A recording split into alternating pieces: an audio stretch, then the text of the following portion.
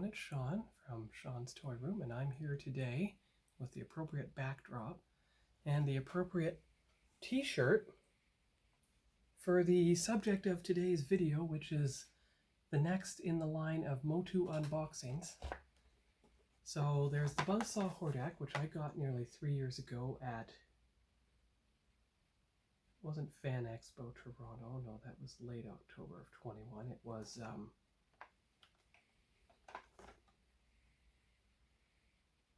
It was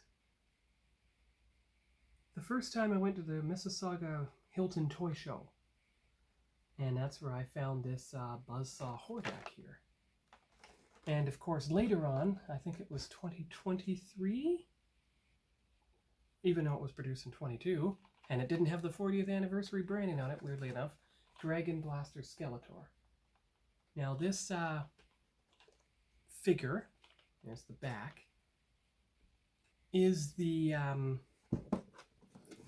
Origins intact version of my incomplete childhood Skeletor figure, which I don't even remember having the head, must have lost it, and I certainly didn't have the handcuffs either.